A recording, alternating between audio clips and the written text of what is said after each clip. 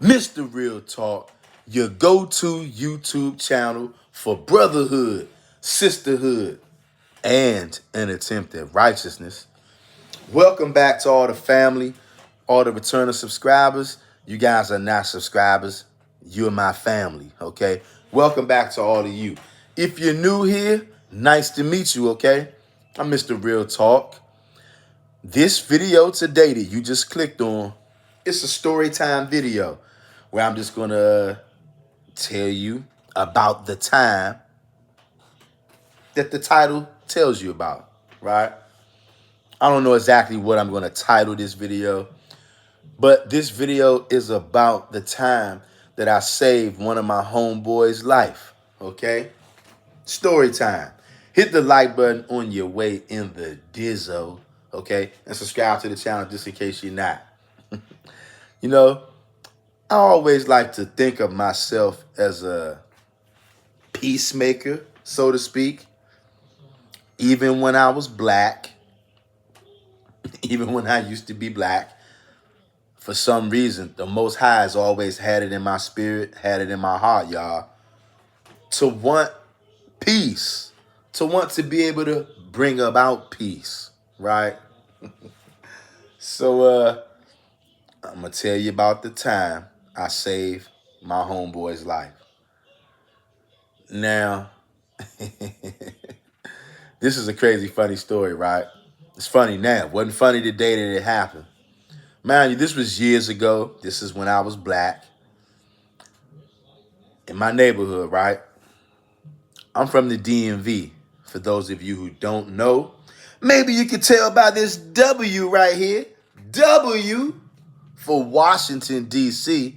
I'm a Washington Redskins fan. Some of you guys out there, you call them the Commanders. Hey, for the most part, guys around here, we don't like that Commander's name. To me and to a lot of my other brothers out there, they're still the Washington Redskins. Matter of fact, today or this evening is game night. Thursday night football, right? Watching football, particularly the Washington Commanders.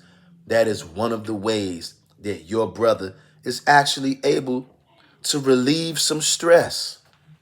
Because as many of you know out there, living in the daughter of Babylon can be very stressful for the Hebrews out there. And yes, I'm a Hebrew. So I'm telling you about this time I saved my homeboy's life, right? Guy I grew up with in my neighborhood. Now, I'm from the DMV, like I was saying, the DC, Maryland, and Virginia, right? Now, these particular neighborhoods that I'm going to mention, because I reside in the DMV, that's where I'm from, and I know how people are out here. There are a lot of people out here in the DMV. They are very sensitive about their neighborhood status. You guys out there, I'm sure that people are like that in you guys' town and cities as well. I'm sure there are. I just don't know how people get down in your particular town or your city. Well, won't you go down in the comment section down below and let me know, Hebrew. Let me know how the Negroes get down in whatever town you from. Matter of fact, won't y'all go down in the comment section if you're watching this video.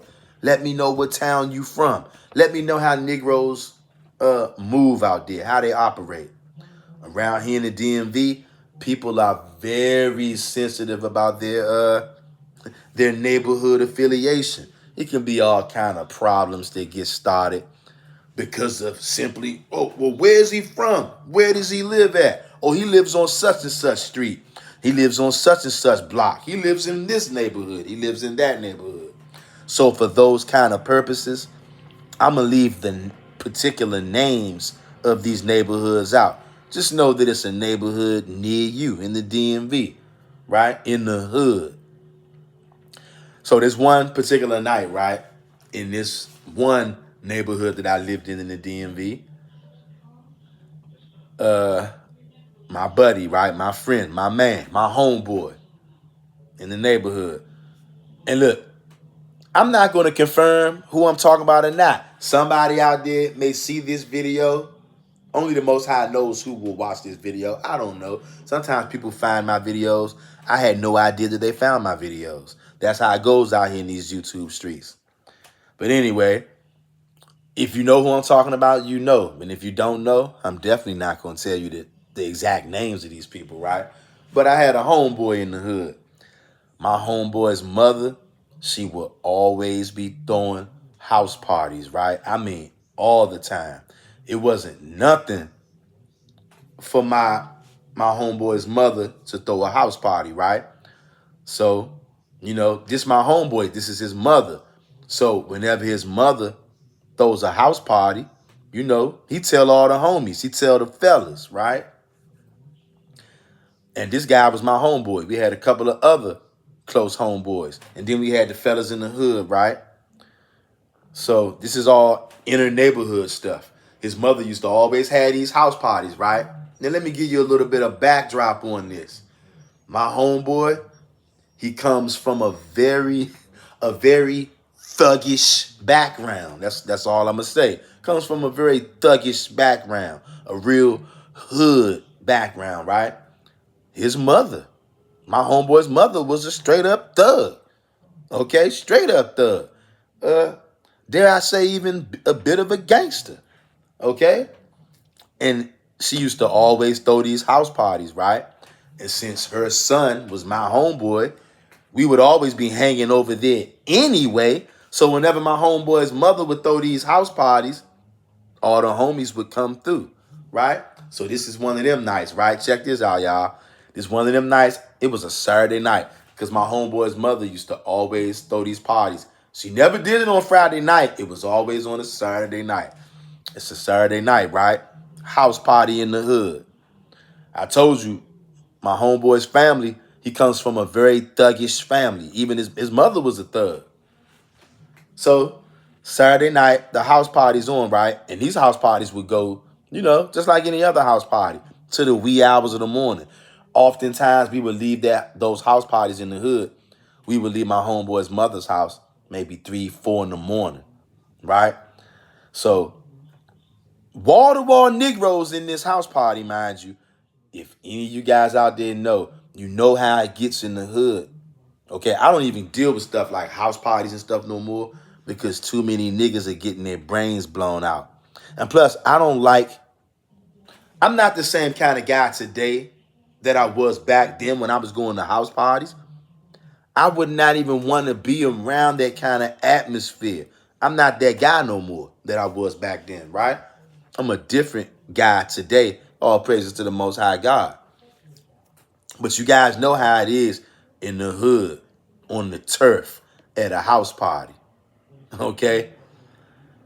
You never know what could happen. There's always that strong chance, that potential for violence to break out.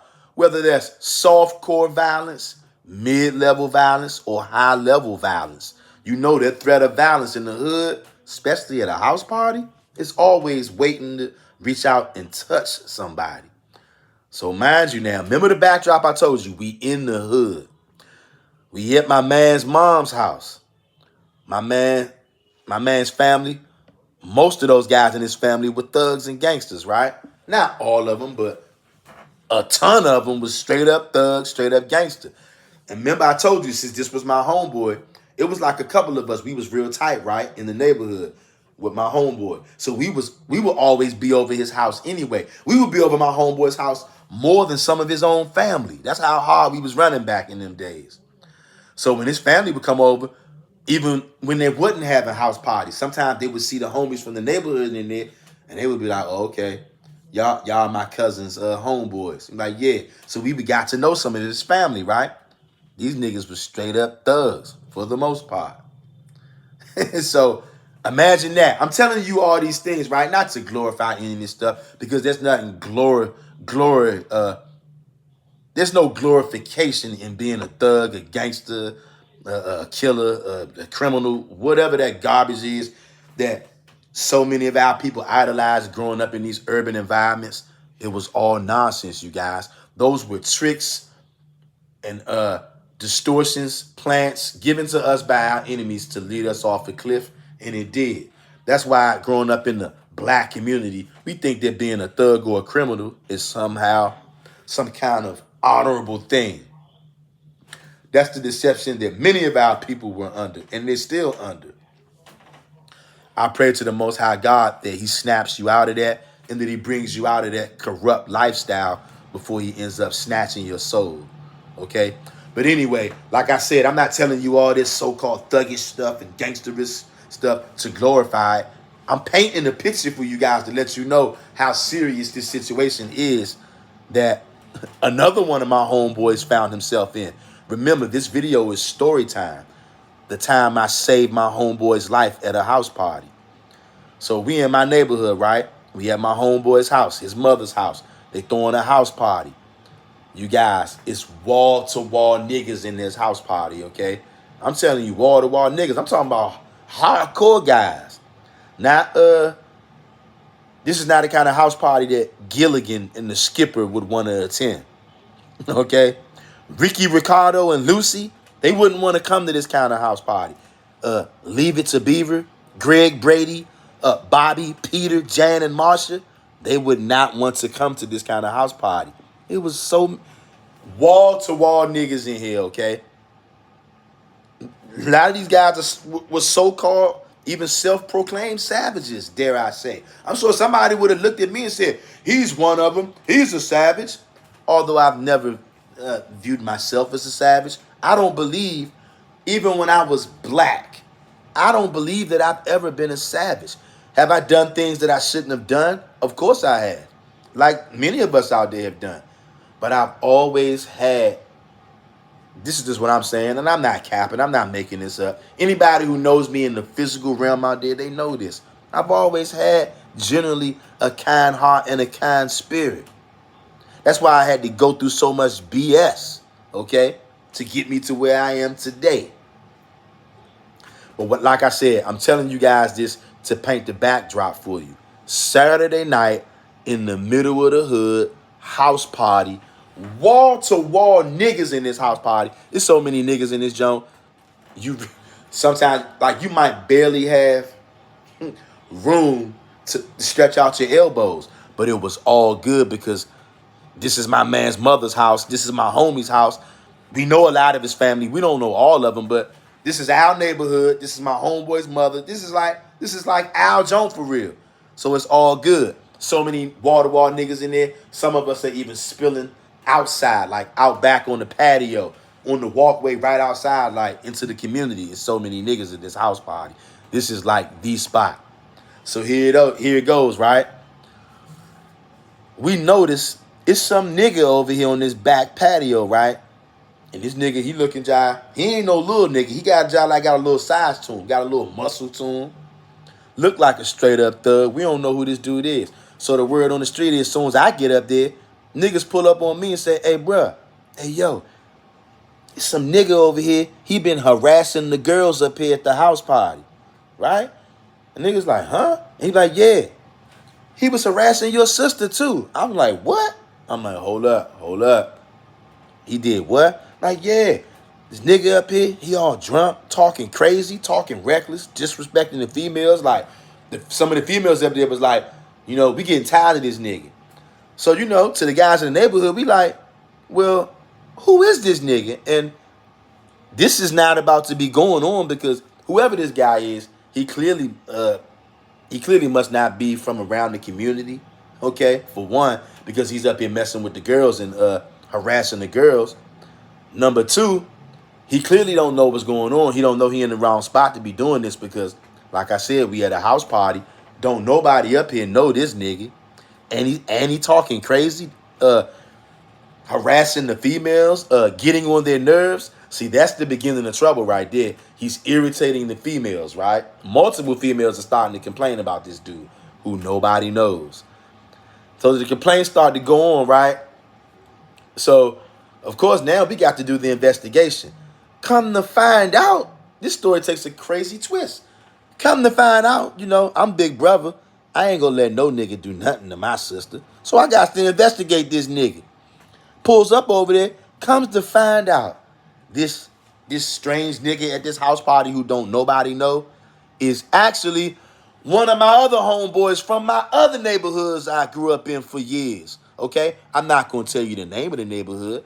Because a lot of people are very sensitive about their neighborhood status, okay, for various reasons. I'll just say this guy who was getting on the female's nerves, he was a guy he was my homeboy from another neighborhood that I grew up in, right?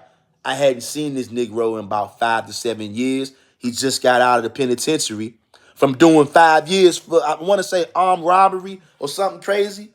So I hadn't seen him in a while. He went to prison, got all big and buff on me, had long hair. I didn't recognize him. But after we did the investigation, found out who this Negro was. I'm like, bruh, this is my homeboy. So we embracing over there and everything. He finds out, oh, that's your sister. I remember her. This guy knows my sister very well. But my sister hadn't seen this brother in years. I told you he just got out of doing 5 years in the penitentiary. I want to say for armed robbery. I love this brother, but he's a thug, a savage, all right? So he was like, I remember you, Mr. Real Talk Sister. This guy, he loves my sister. He loves me. And I love this brother, right? So we greased this brother and everything. My sister goes and greased this brother. And we realized that, hey, that's actually our homeboy right there, right? So we start kicking the bobos out there, going down memory lane. Mind you now, my homeboy told you he just got out of prison, okay? Now, he's my homeboy. He came to my neighborhood, but somebody bought him there, one of his female relatives. And he came with another one of my homeboys from my old neighborhood. They the only two guys at this house party, not from the neighborhood that we at. And y'all, there's so many niggas in this house party, wall-to-wall niggas. A lot of these guys are thugs, so-called tough guys, gangsters, whatever you want to call them. We got all those niggas in this house party. And we got my two homeboys from my other neighborhood are the only guys up here who ain't from right here. And mind you, my homeboy who just got out for doing 5 years, this Negro was so drunk, he was out of his mind. That's why he kept on having problems with the women and the females, including my sister, right? So, mind you, my homeboy is still drunk out of his mind. I mean, he is plastered out of his mind. This Negro was so drunk. I watched him. That night he was sitting in a chair on the back patio. This nigga fell out of the chair into a big old bushy area. This nigga fell headfirst into a bush. He was sitting in a chair. He was so drunk, the chair tipped over. He tipped over, fell face first in the bushes. This Negro was out of his mind drunk. So look, even though he's drunk, so now he remembers me now. He sees me. He remembers me. He sees my sister. He remembers my sister. But we the only two people that he know up here. Everybody else, my homeboy don't know. And my homeboy, told you, just got out of prison doing 5 years. He was a straight up thug. He's always been a thug, okay? So he like, hey, fuck it. I don't know these niggas. Yeah, I'm at this house party, but I know Mr. Real Talk, and I know his sister. Y'all are my peeps. But he was like, I don't give a damn about the rest of these niggas. I mean, this nigga was drunk, and because he's a thug and he's a gangster, in case you guys don't know, this is why it's not good to hang out with thugs and gangsters. Thugs and gangsters already don't give a damn. But once they get drunk, they really don't give a damn. And that's how my homeboy was. He didn't give a damn. He thought he was the toughest nigga in the world. No matter what the situation, my homeboy, he just doesn't care. You're gonna have to snuff him out and take him out. That's the only way you're gonna be able to deal with him, right? So, mind you, we out there having fun with this nigga, kicking the bobos, chopping it up with the homie. But nobody else knows who this nigga is. Everybody else in there looking at this nigga sideways like, yeah, that's that nigga over there. He was rubbing people the wrong way, right? Rubbing people the wrong way. So now the word has made its way around throughout the whole crib, throughout the whole house party. Some drunk ass nigga in here keep disrespecting people. He's getting on everybody's nerves. Now I told you, because he was at this party, people automatically assume, okay, well, he's good because why else would he be in here? We all good in here. But this nigga was so drunk and he's such a thug. Thugs gonna be who they are. We in that joint, right? My man over there getting something to drink. Getting something to drink at the juice table, right? Mind you, I told you, he's from my old neighborhood. But the house party is in my new neighborhood where I'm at. I know all these guys. These guys are my buddies, my brothers. So all of my homeboys are looking at me because they saw me over there talking to this nigga. They looking at me like, hey, yo, you know that nigga, bruh? I said, yeah. I said, that's my man from up the way. I said, that's my real live homeboy. They said, oh, yeah, how come you ain't noticed him at first? I said, nah, I ain't seen that nigga in 5 years. He just got out of the penitentiary. When I saw him last time, he had short hair. Now he had cornrows, and now he was all big and muscle bound. I didn't know that was him, and it was nighttime. They was like, that's your man. They was like, bruh, that nigga wild, bruh. I was like, yeah, I know, that nigga wild, right? So everybody just kept on watching this nigga like, man, that nigga twisted, that nigga lunching, right? But just brushing it off, right? But then one time that nigga was over there at the juice table getting some juice, right? When I say my man was drunk as a skunk, he was twisted. You know, when niggas are real drunk, they act crazy and strange. So my man is standing over there trying to get juice out of the tank, looking crazy, acting crazy. So one of my homeboys, right? My homeboy standing there, he looking at me, and then he looked at my homeboy, and then he looked at me, and then he looked at me again, looked at my homeboy like, yo, your man is lunching. So he looking at my man, a couple of people looking at my man, because he over there looking crazy. So my man feels niggas looking at him, so then he looks up and catches my homeboy looking at him, and he go, the fuck you looking at? I said, oh, shit. And that's my homeboy said, what? And my man said, nigga, you heard me, bitch ass nigga. Excuse my language, y'all, because this is not a foul language video or rough language video, but you guys know in the hood, when somebody calls you the B-A-N word, the B-A nigga, now it's time for the guns to come out. Look, of course, I don't condone that foolishness, but that's what goes on in the black community. Once you call a nigga a B-A-N, look, you better be ready to take that nigga out or be ready for him to take you out, because that very well could happen very shortly thereafter. So he calls my homeboy a B.A. nigga, right? Now the whole house party like, movie moment. Everybody look. And this one I knew shit was about to get real. Because he mean mugging my man, talking about, you bitch ass nigga. And my homeboy's mother, who house this was, after all the ruckus that my homeboy had caused, now my homeboy's mother, now she's pissed. And I told you my homeboy's mother was a thug. Dare I say it, she was a gangster. She said, because I want to say they paused the record. They turned off the music. And my homeboy's mother, she said, hey, yo, who in the fuck is this nigga and who did he come up here with? I was like, oh, shit. Yo, the whole mood of the whole party changed. I told y'all, that house party was filled with thugs, gangsters, with all kinds of characters. Some guys you would see only in the movie kind of guys were in this place. Lots of them. Everybody kind of paused. All these niggas in here have been drinking, doing other kind of stuff. It wasn't too many sober people in the building at this time. And she said, who the fuck is this nigga and who the hell did he come with? Who is he up in here with? I'm like, oh snap, I already know what she's trying to do. They are getting ready to beat this boy brutally or possibly unalive him. I told you, we had a lot of savages in that house party. Everybody's looking at that nigga like, what? And as soon as my homeboy mother said, who the F is this nigga? I said, hey, excuse me. I just started basically begging and pleading with her, my homeboy, his relatives, my homeboy's mother's thugs. I started pleading with the guys that I knew who were getting ready to rip my homeboy to smithereens. I said, y'all, please, y'all. I said, he doesn't know who he is right now. I said, he's so drunk. I know he's out of his mind. He is disrespecting everybody in here right now. He's disrespecting the house. I said, y'all, please. I apologize for him, y'all. Please, please don't do it. Please don't do it.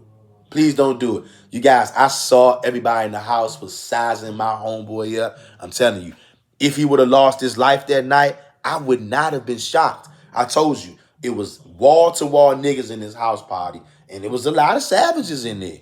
A lot of so-called thugs and all other kind of nefarious guys was up in there. It could have got real ugly. Like I said, my homeboy could have lost his life that night. I would not have been surprised. I saw this storm coming.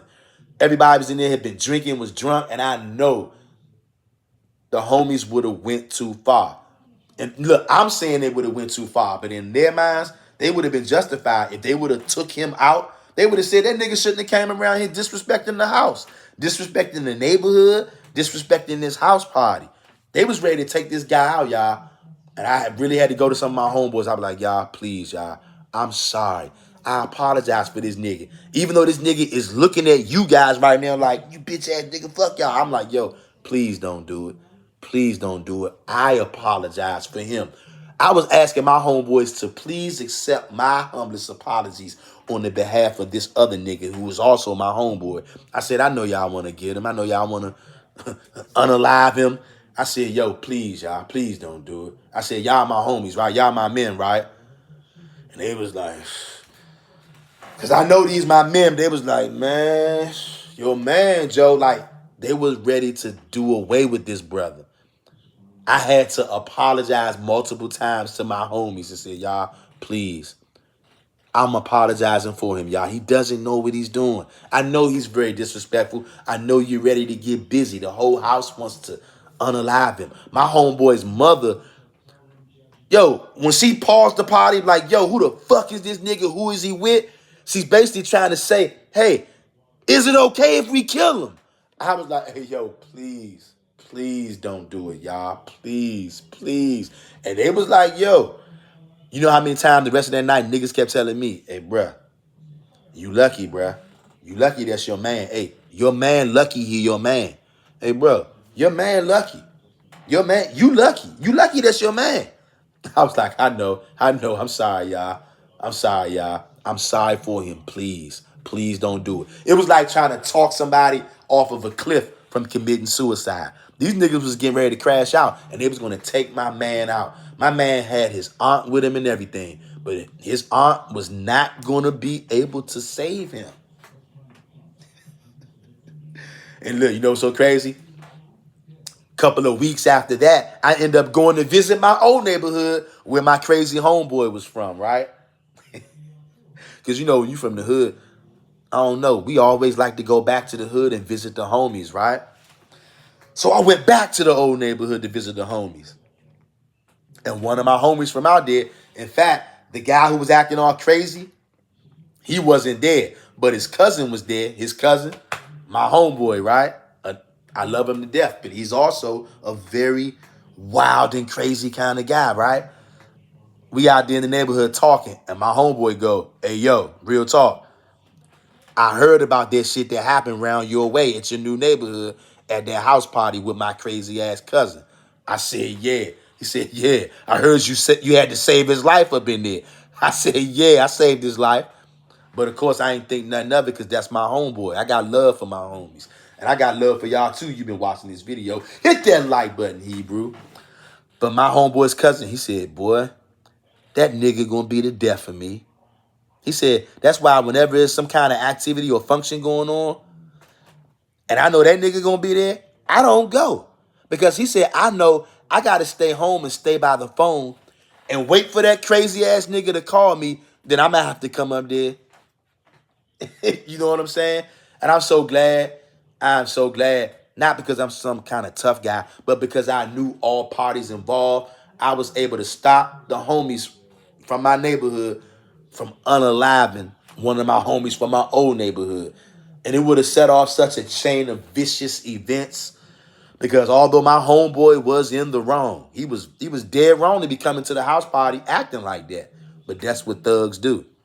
But although he was dead wrong, had the guys in my neighborhood unalived him like they wanted to. And I got no problem with believing that if I wouldn't have stepped in and asked those guys not to do this, that they would have unalived him that night. I got no problem believing that. But had they done that, I told you, I knew that, brother. That guy was my homeboy from my old neighborhood. Had they done that, then it would have set off a chain of events because the guys from my old neighborhood, they thugs too. And they would not have taken lightly or kindly to somebody killing one of the homies. So then they would have rolled right around to where I was at. And these neighborhoods were not far apart from each other, mind you. These neighborhoods were not that far apart from each other. They could have been there within 30 minutes. They could have pulled up, okay? And it would have been bad. And it would have been bad. Basically, not only was I able to save my homeboy's life that night in that house party, I was able to stop what would have been a full-scale neighborhood war where all kind of people would have been unalived on both sides. But because, thank the Most High, I knew all parties involved, I was able to stop and basically plead for my homeboy's life from my other homeboys. And there you have it. That is the story about the time I saved my homeboy's life at a house party. If you enjoyed this story time and you would like to see more, you better hit that like button, comment on this video, let me know what you think. Let me know if you can relate to something like this, and subscribe to the channel, and I will see you later. Peace, Hebrew.